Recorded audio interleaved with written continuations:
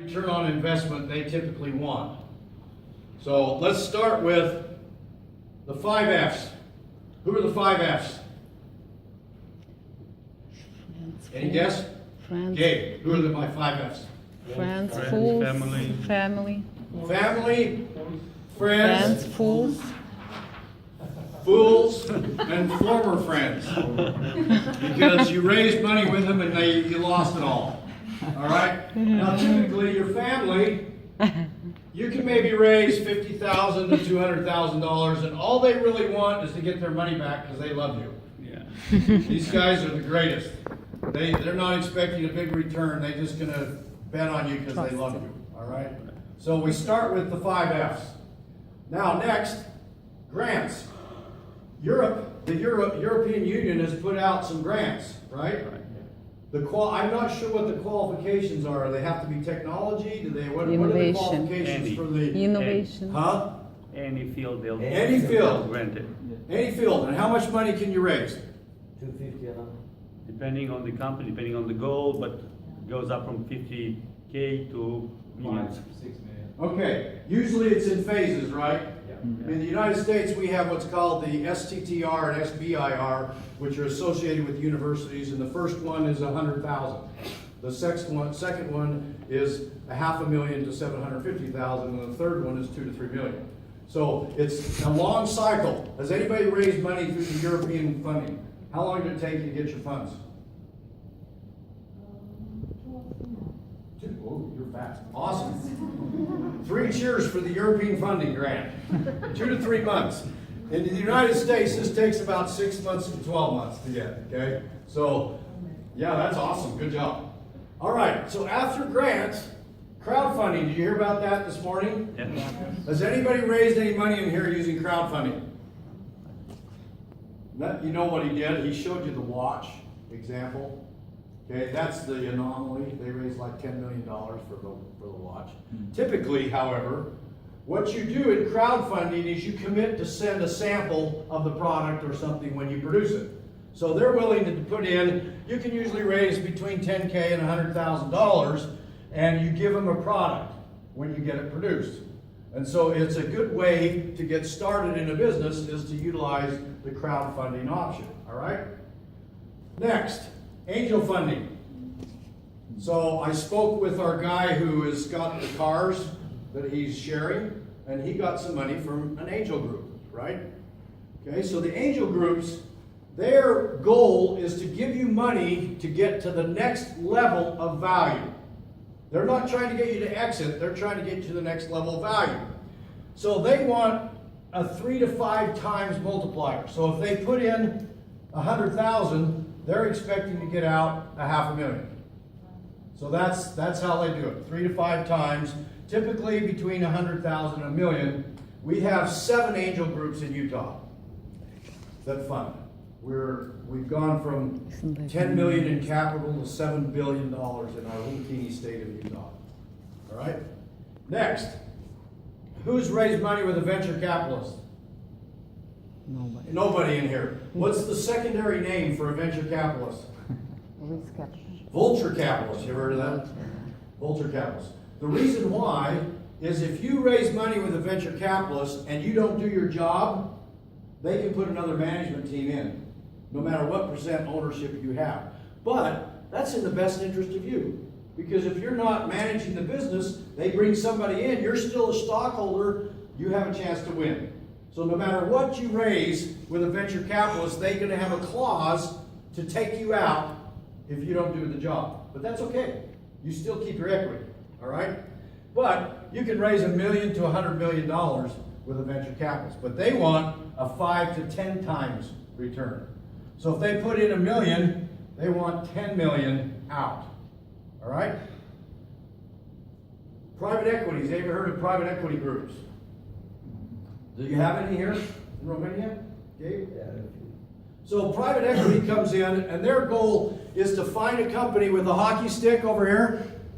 They come in and put capital in with systems, and they expand to a new city, and they grow it, and they grow it, and they grow it, with the objective to sell in 3 to 5 years. And they won't buy you out totally. They buy out 60% to 80%, so you get to have an exit twice. Actually, the private equity firms are a good deal because you exit once with them, they stick around for 3 to 5 years, you exit again with them, okay? They want 3 to 5x. They're willing to put in, you have to have a market cap somewhere around 3.5 million, which means $500,000 of net income before they'll even talk to you. So they're looking at companies that this figure right here is greater than $500,000, all right? Okay, who's missing from our funding food chain? Banks! Okay? Banks are at the bottom of the funding food chain. Okay, I've got public offering, but it may be easier in Romania, but in the United States, you have to have such a high market value before you're even a target, okay? So I mentioned it, but it's about $500,000 just to do it, and it takes 2 to 3 years just to do it. So you have to have a huge market value to make public offering worthwhile. The banks are down here. The average interest rate in the United States is 4.5% right now. You have a lower rate of 3.5%. So it still applies, but you have to have 5 years of history. You have to collateralize the loan. You have to guarantee the loan. The reason they're at the bottom of the funding food chain is, yeah, it takes a really hard time to qualify. And usually, when you need the money, you can't get it.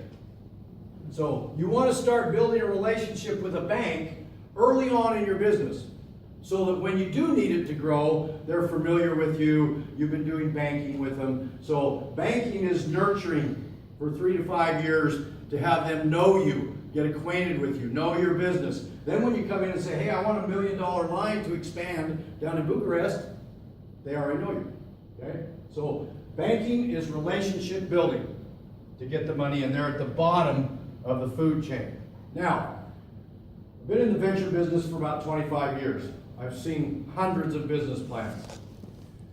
I'm going to share with you something that is not very well known. It's called the venture capital triangle of congruency.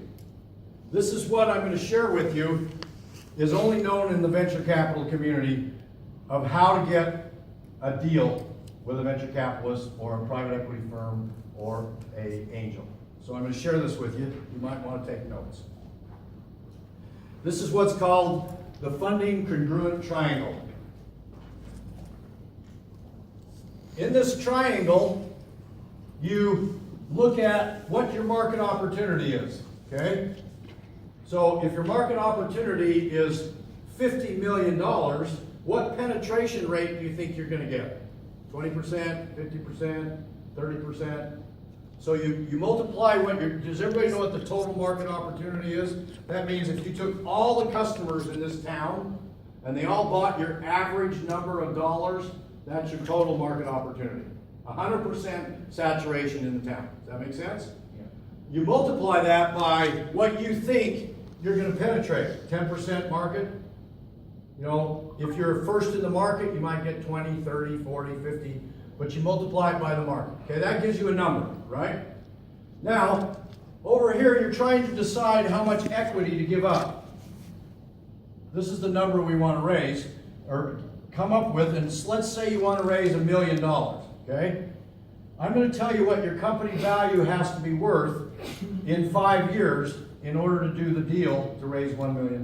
That's where we're going with this.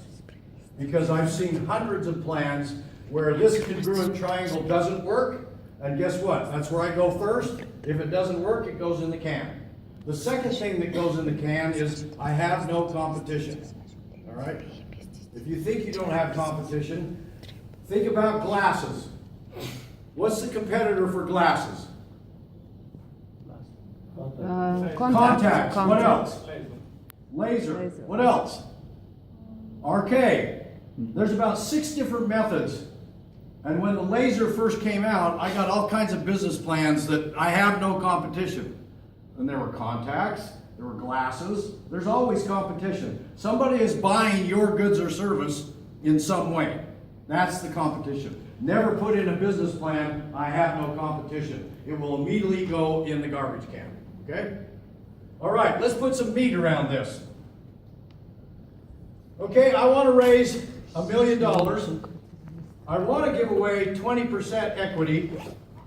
The investor wants a 5 times return, so their value has to be $5 million, correct? You follow that so far? Yep. They want 5 times their money, they're putting in $1 million. You think 20% is what you want to give up, okay? You divide 5 million by 0.2, okay, that's the 20%. Your company has to be worth $25 million in 5 years, or 3 years. Your market opportunity is 25 million. You think you're going to penetrate at 0.2. So the market opportunity was 125, you're going to do 25. So your market opportunity is 25 million. You're trying to get 25 million. What's the probability of you raising that money? 0. Okay? You have to calculate this triangle to determine how much equity you have to give up for the $1 million that you want to raise. Okay, I see a bunch of blank looks. Does everybody understand this formula? Yeah. I understand. Okay, this formula is not well known unless you're in the venture community, but this is how we judge businesses. So, I want to raise $1 million. You following that? Yeah. All right. We're going to go after it with a group that needs 5 times their value. So, angel group, venture group, somewhere in there, private equity group, all right? So the company value has to be 5 million if they owned 100%, right? Right. If you're only going to give up 20%, you have to multiply this by 5, and your company value has to be worth 25 million in 3 to 5 years. If the market opportunity is only 25 million, that means you'd have to have 100% of the market. You won't raise any money.